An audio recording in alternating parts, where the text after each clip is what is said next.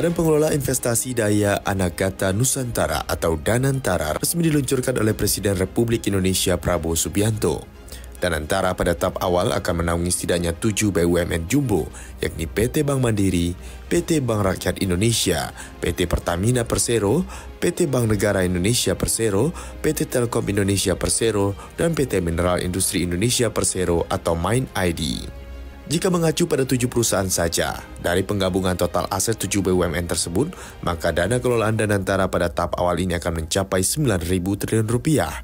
Modal Danantara yang ditetapkan dalam RUU BUMN paling sedikit sebesar 1.000 triliun rupiah dan angka tersebut berasal dari modal konsolidasi BUMN tahun buku 2023 yang sebesar 1.135 triliun rupiah. Menteri Investasi dan Hilirisasi Kepala Badan Koordinasi Penanaman Modal Rosan Perkasa Ruslani akan menjabat sebagai CEO Danantara Indonesia. Sedangkan untuk CIO dan COO masing-masing akan dijabat oleh founder AC Ventures Pandu Sahrir dan Wakil Menteri BUMN Doni Oskaria. Sementara untuk Ketua Dewan Pengawas akan dijabat Menteri BUMN Erick Thohir dan Wakil Ketua Dewan Pengawas ditempati ex-Ketua Dewan Komisioner Otoritas Jasa Keuangan Mulyaman D. Haddad. Sementara mantan Presiden Susilo Bambang Yudhoyono dan Joko Widodo akan menjadi penasehat. Presiden Prabowo Subianto mengatakan beberapa fokus dari investasi Danantara adalah proyek hilirisasi nikel, boksit, tembaga, pembangunan pusat data kecerdasan buatan, kilang minyak, pabrik petrokimia, produksi pangan, dan energi baru terbarukan. Menurut Prabowo, sektor-sektor tersebut akan menentukan masa depan ketahanan dan kemandirian bangsa. Sebelumnya Prabowo menegaskan industrialisasi dan hilirisasi akan bermanfaat untuk memberikan lapangan kerja yang bermutu yang berjangka panjang bagi masyarakat Indonesia.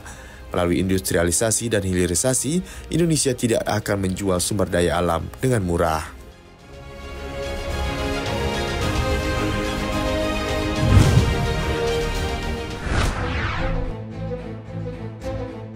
Laporan BPS menyebutkan harga sejumlah bahan pangan terpantau merangkak naik di bulan Februari 2025.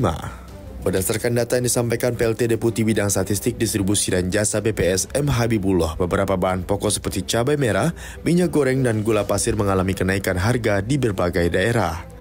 Kenaikan harga cabai merah menjadi sorotan utama di mana 159 kabupaten kota mengalami lonjakan harga. Kenaikan ini didominasi oleh wilayah-wilayah dengan pemerintah tinggi dan distribusi yang terganggu.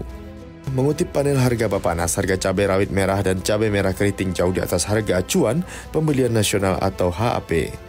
Harga cabai rawit merah berada di harga Rp55.709 per kilogram, sedangkan HAP nasional berada di rentang Rp25 hingga Rp31.500 per kilogramnya. Sedangkan cabai merah keriting berada di harga Rp33.240 per kilogram dengan HAP Rp22 hingga Rp29.600 per kilogramnya.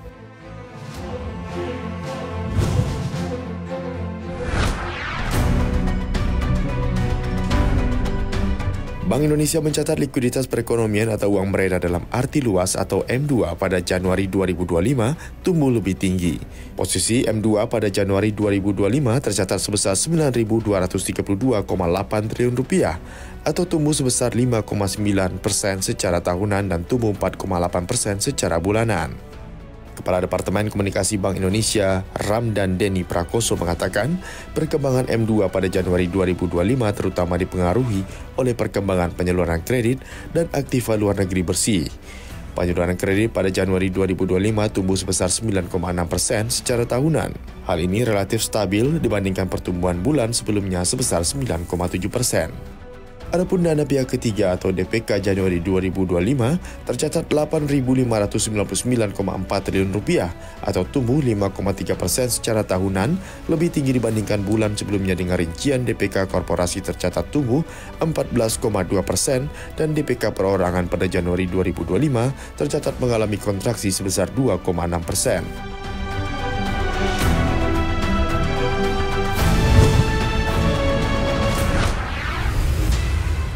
Menteri Keuangan Sri Mulyani Indrawati menyarankan kepada para kepala daerah untuk melakukan inovasi pembiayaan untuk program-program pembangunannya supaya tidak bergantung dengan APBN maupun APBD.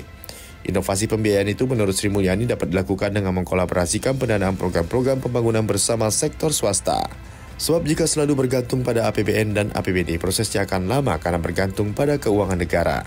Sri Mulyani membeberkan berbagai sektor pembangunan infrastruktur yang dapat berkolaborasi dengan skema pembiayaan inovatif seperti penyediaan air bersih, pengolahan sampah, dan layanan rumah sakit.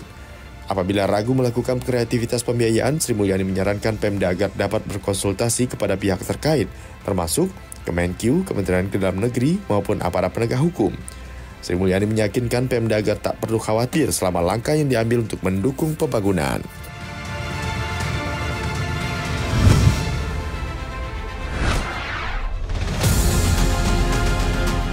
Amerika Serikat bersiap menaikkan kesepakatan dengan Ukraina mengenai pembagian pendapatan dari hasil bumi mineral milik Ukraina. Bagi hasil ini menjadi upah dari Ukraina usai mendapatkan bantuan perang dari Amerika Serikat. Presiden Donald Trump sendiri yang mengatakan kesepakatan itu hampir deal, tinggal butuh sedikit pembicaraan untuk menyelesaikan kesepakatan itu. Trump mengatakan Amerika Serikat ingin mendapatkan timbal balik dari miliaran dolar bantuan militer yang telah diberikan Washington kepada Ukraina dalam perjuangannya untuk mengakhiri invasi Rusia.